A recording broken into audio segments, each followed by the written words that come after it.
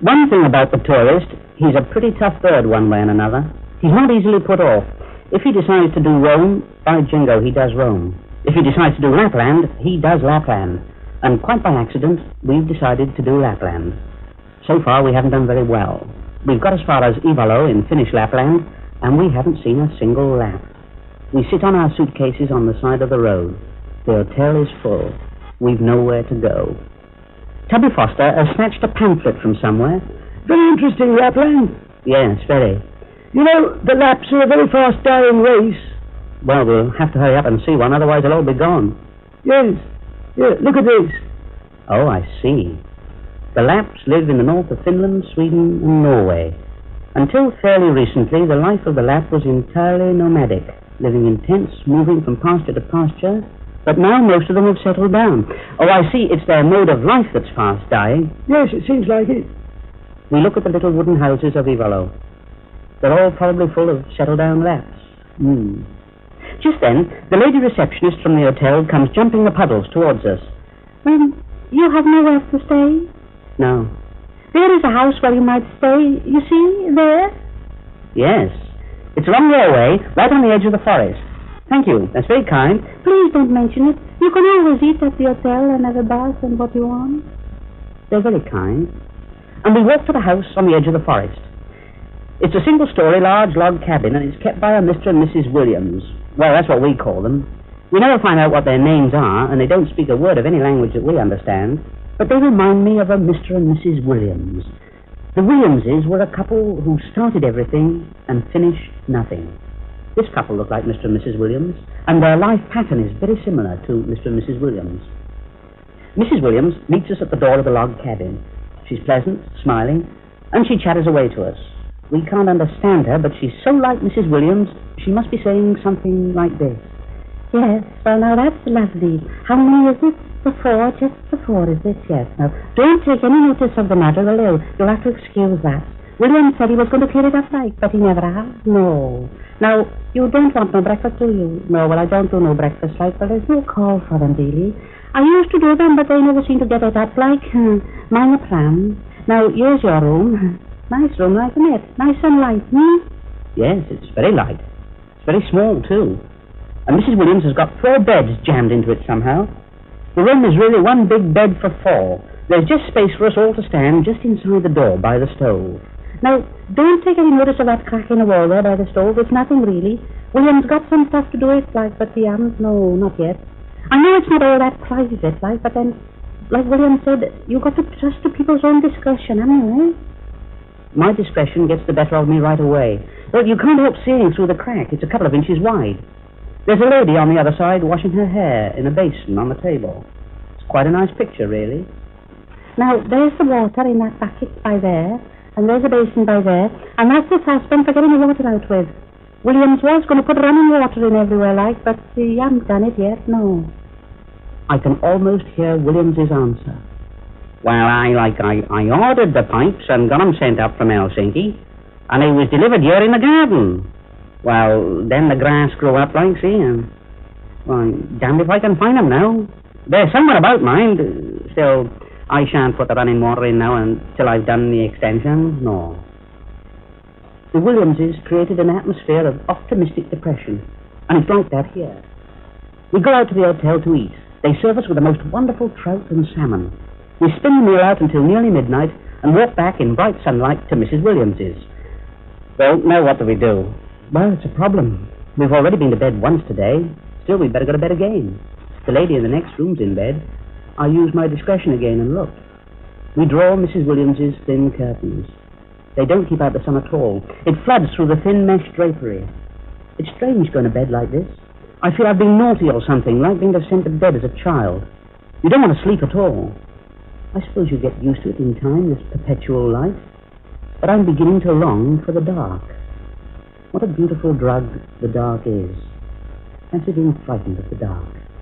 It's your friend, your soothing sleep maker. It throws a mesh over the senses and lets you drift away, frightened of the dark. I'm getting a bit frightened of the light. Well, close your eyes and all you can see is red, swimming blood red, with tadpoles in it. What's that? Oh, a flying prawn mosquito. Quick, under the clothes. Oh, that's better. And like 4 frightened moles buried under the blankets, we spend our first night at Mrs. Williams's. Now, today, we're going to be sensible and go and seriously look for the Lapps and their reindeer.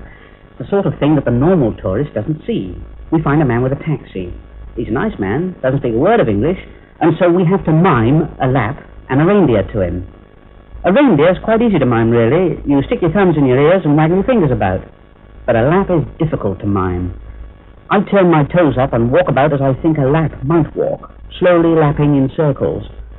Jack Leverett mimes a Red Indian, shading his eyes and looking westwards and saying, "Oh." Tubby Foster's got quite the wrong idea. He pretends to drink like a dog. Lap, understand? Lap, get it? And Tom Gillingham, who can never understand why all people don't speak English, says, "A lap. You know, lap." Funnily enough, the taxi driver understands that. Lap man, lap man. We jump into his taxi cab and drive off into the forest. It's a fascinating drive. I've never known country so utterly still. It seems as though it never really gets over being frozen stiff most of the year. The memory of it haunts the dark green fir trees. The silver birches are still and pale, on the point of shivering, and the deep dark lakes are somber and thoughtful. And we go for miles and miles and miles. Every now and again we get out and walk about, looking for reindeer. It's an easy occupation, looking for reindeer. Well, it's not like looking for the lesser polka-dotted ring-ousel or something. I mean, if there is a reindeer about, you'll see it all right. But we don't find one. We do find a bit of fur on a bush, and we find a very attractive little plant growing all over the forest. The taxi driver picks a bit and brings it to us. Yakala. Yakala? Yakala. Reindeer. Ah, reindeer eat. Yakala. Yeah. So this is what they eat. Well, they can't be far away. It's a pretty plant. It's more like a seaweed, the sort of grey short seaweed that grows around rock pools. Grey, spongy, tough. Incredible to think that a reindeer can convert this into an open sandwich. Still, it's very beautiful, and it looks like expensive pale grey suede, and it spreads all over the forest floor. But we don't find any reindeer. We drive on through the silent pines until we come to a gay river, bouncing around the boulders. A sudden tumble of activity. There's an hotel there. The taxi driver goes in and comes out with a woman. She speaks English. You want to find some Lapp men? Yes. They are some way away. Oh, where? Through the forest, 80 kilometers, are living some Lapp men. Perhaps they will put on their clothes for you. Put on their clothes for us? Sort of striptease in reverse. Sounds exciting. Well, having come so far, shall we go on? Oh, yes. Yes. We go on and on and on and... Ah, yes. Here we are, I suppose. A small log cabin by the side of a lake. A large dog kennel beside the cabin. There's a large dog having his dinner. He's eating it out of a German helmet. It's a rather macabre picture because it looks as though he's already eaten the rest of the body and just finishing off the bit under the helmet. The helmet nods and rolls about as he laps and champs about inside it. There's an old woman with a bundle of wood coming towards us. An ordinary-looking countrywoman. The taxi driver goes over to her. He talks to her confidentially.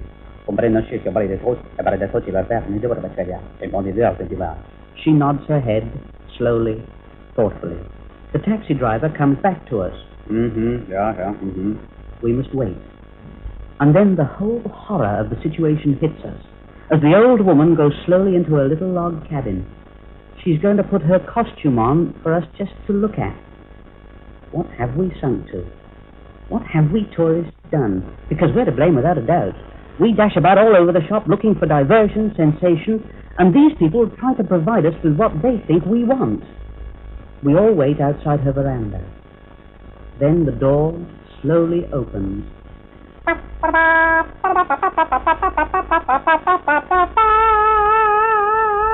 Ladies and gentlemen, introducing for nearly the last time, your friend and mine, the one you've been looking for, the fast disappearing Lapp. Thank you. She hobbles slowly to the front of the veranda, wearing her traditional Lap costume. It's colourful, blue and red, trimmed with lace. We can hardly bear to look at her. She stands proudly to attention for a moment or two, her fading eyes scanning the forest for a herd of imaginary reindeer. The dog's found something to his liking in the German helmet. It slowly shakes its head from side to side. Then the old Lap lady turns and walks slowly back indoors. And that's the end of the performance. We feel very nice and ashamed of ourselves. The taxi driver thinks that about 5 shillings would be all right for her. We hand over and creep away. One strange thing is that she's on the telephone. In an outlandish place like this, the last Lap on the telephone. No doubt it's the pamphlet writers who had it put in for her. Hello, Hilda? Yes? Bill here. Oh, yes, Bill. Look, Hilda, I'm just getting out a pamphlet for next year. Oh, yes. You're still there then? Oh, yes. Haven't disappeared? No, well, last year I had you in as the fast disappearing Lap, you see. A bit previous, eh? Think you rang out all right for a bit? Yeah. What's that? You gotta go? You got a carload of tourists coming up the garden path? You're gonna put it on for 'em, are you, Hilda? That's the girl. Ta-ra, Hilda. Ta-ra, Bill. Ta-ra. And we drive back in silence to Ivalo and Mrs. Williams. The next morning, we catch the 10 to 6 bus out of Ivalo. We intend to sit in it until we get somewhere, well, a little more, I don't know. We're still going north. And look at the map. There's an hotel marked there, and one right over there. And what's that triangle mean? An unstaffed mountain hut. Can't get the staff, I suppose. Like some of our English hotels. Still, they do admit it. Unstaffed mountain hut. We cross the border into Norway. No customs, no passport inspection. And then we stop at a crossroads, and 3 ladies in Lap costume get in the bus, and a few miles further on a couple more, and some little girls in Lap costume, and then some dark, bland-looking Lap men. To think we'd spent 2 days deliberately looking for Laps, and here they are collecting all around us. Before long, the bus is half full of the most attractive lot of Laps. Their costumes are absolutely immaculate, beautifully laundered, pressed, and very gay. They laugh and chatter and sing amongst themselves, but remain rather proudly and politely aloof from the rest of the passengers. These are obviously the Laps who have given up their nomadic life and settled down. But they still like travelling around. We see quite a lot of them that day on buses here and there. And that evening, we stay at a place way up in the tundra called Laxell. There's nothing much to do, so we go for a walk in the tundra. Well, that's what we call it. It's mossy and flat with stunted trees. It's an interesting walk because we keep finding bombs. Yes, quite big bombs, just sort of dropped and not gone off. And look, there's a German helmet. And another one. And a tangle of barbed wire. It seems as though the war was only over last week. I don't like this. Like what? Well, I don't suppose they'd ever bother to clear a minefield up here. Eh? You don't think that we're in an old minefield, do you? Well, we're certainly in an old battlefield. Yes, it's true. All those helmets and bombs. We all stop dead in the middle of a great big piece of tundra. It's incredible what a little suggestion will do. A few minutes ago, we'd been walking along happily. Now someone said minefield. We feel surrounded by mines. I'm convinced there's a mine buried just there, by that old German boot. Or a booby trap. I jump over it. Didn't go off. Now where's the next one? There, by that tin can. Come on, jump it. Of course, we've all got different ideas where the mines are, and we're all jumping about all over the shop. And then I see something unbelievable. There can't possibly be a minefield with that about. There, just in a gentle dip in the tundra, is a big top. A circus. Yes, a big 4-pole tent in the tundra. We forget all about the mines and hurry over. It's a very large circus with lots of tents strung up beside the big top. What's that? Could be anything. We poke our heads through a slit in the canvas, and there are 8 camels, sitting, chewing, absolutely disgusted with the Arctic Circle. Don't you like it up here? But you rather take the deserts, don't you? You prefer the Sahara to the tundra? You don't know when you're well off. You never know, they might turn you into an open camel sandwich. They do it to reindeer. We wander around the big top, and there are the circus people playing football.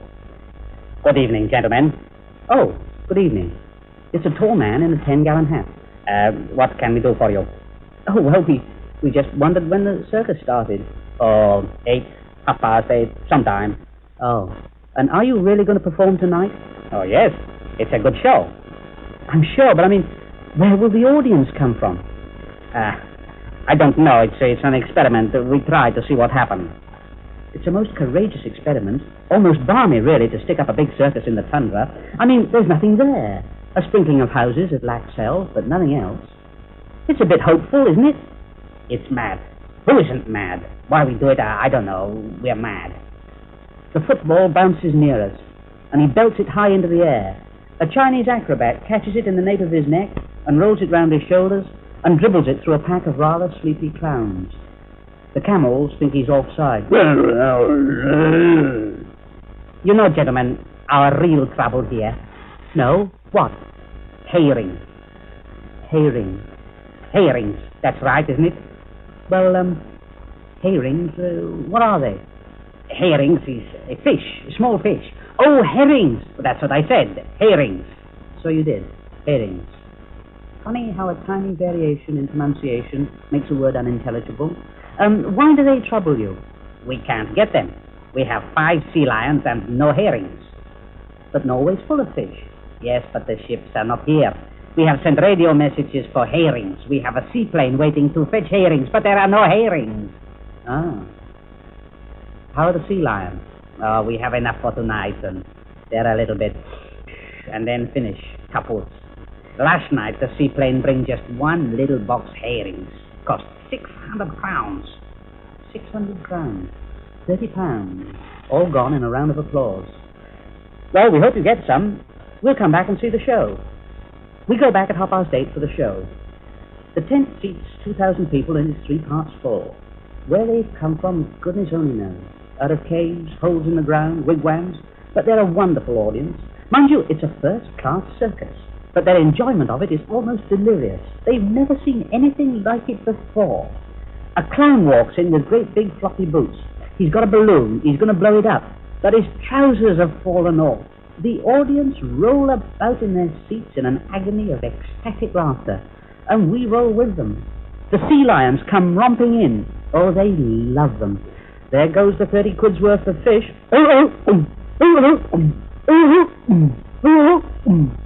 The ringmaster winces as they gobble it. But it's the best circus we've ever seen. Well, we enjoyed it the most. We're sorry when it's over.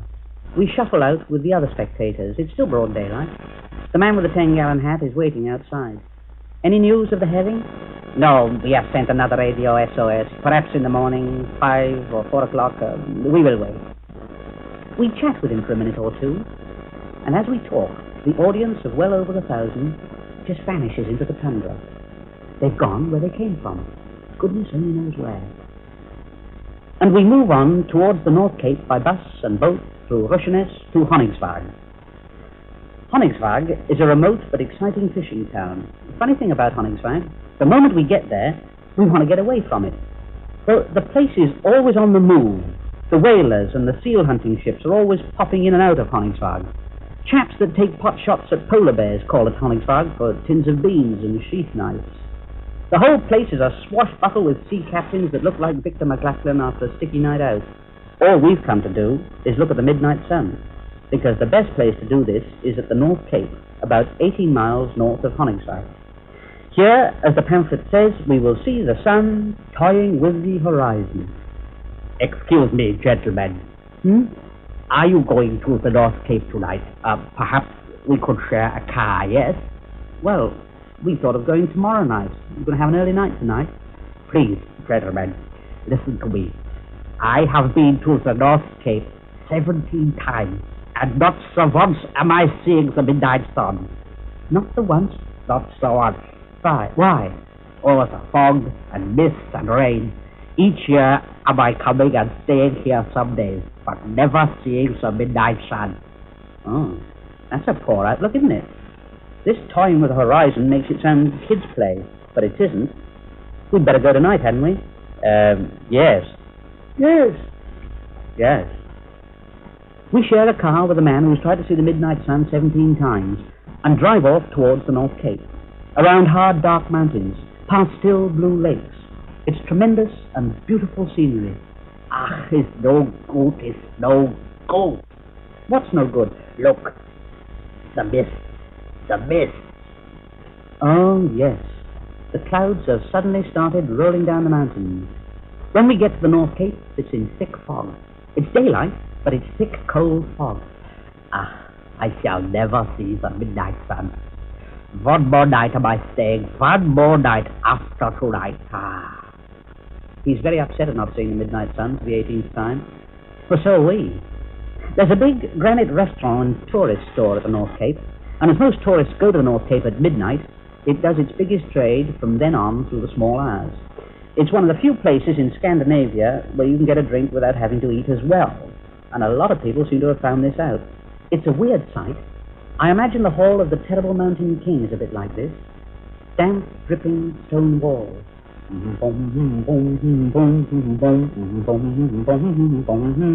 Fluorescent mists slithering around the windows. A stuffed white reindeer staring terrified at a sprawl of drunks in the corner.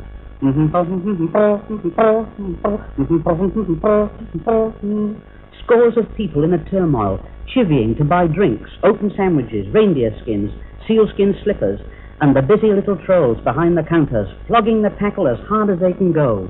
Oh, this is the place to do the trade. Well, no one's quite themselves at 1 o'clock in the morning. I find myself looking at a Peer Gynt hat. Well, it says, buy a Peer Gynt hat. Why shouldn't I buy a Peer Gynt hat? The very fact that you can buy anything at 1 o'clock in the Arctic Circle is something. You can even buy 3 and 6 penny certificates, signed and everything, to say that you've been to the North Cape and seen the midnight sun. I'm about to buy a reindeer skin and a Peer Gynt hat to go with it when Tom Gillingham says, come on, we'll try again tomorrow. And we try again the next day. But of course, we have to hang about Honningsvåg all day. We go for a walk up the main roads, past the fish drying grandstands. Well, I don't know what to call them, really. They build tremendous grandstands with poles, long horizontal poles, and hang fish on it in pairs to dry. Strap hanging room for thousands and thousands. There's a bit of a whiff with it, sort of mild, putrid fish. It gets in your hair and in your laundry and on your face flannel and casts a bit of a doubt about everything. But it's not as bad as it might be, considering the millions of fish that are hung out to dry. We walk on into the mountains, and there, on the bare rock mountainside, a herd of reindeer. Thank goodness we've seen them at last.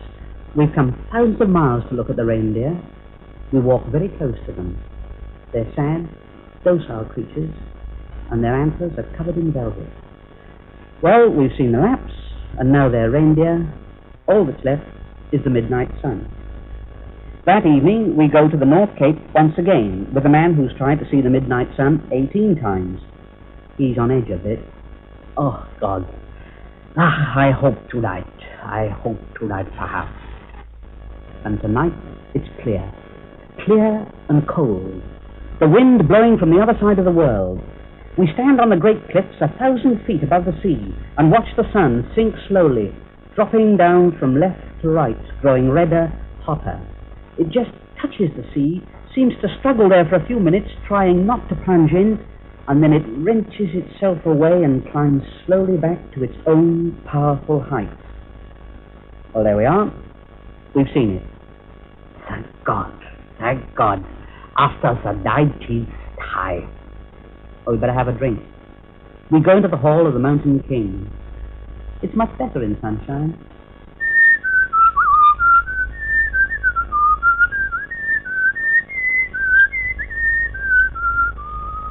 The white reindeer looks saner. All the tourists calmer, happier. We've seen the midnight sun. And now all we've got to do is get back home again. It seems a terrible problem, But in this travel-happy country, things are well organized and fairly simple. We hop on a boat to Hammerfest and a seaplane to Tromsø. Yes, a tiny seaplane. The pilot is a jolly, amiable man. Let's see, how many? 4? Yes, 4. That's right. We can't take any more. You know what I did last night. You won't guess. You flew a small box of herrings to a circus, right? Right. How did you know? So the sea lion got them. Good. We rush up, off the water, and fly down the coast of Norway. It's fantastic from the air. The lakes lying in little hollows in the mountains, like dewdrops on an old leathery leaf. You know, if ever I come back to Norway again, I'll bring a tent and a fishing rod and stay in one place, just one place, because it's all wonderfully beautiful. Yes, well, if I come again, I'll bring a nice black handkerchief to tie around my eyes at night. That's one thing I'll be grateful for in England. A few hours of nice, quiet, dark. Me too. And me too. And me too.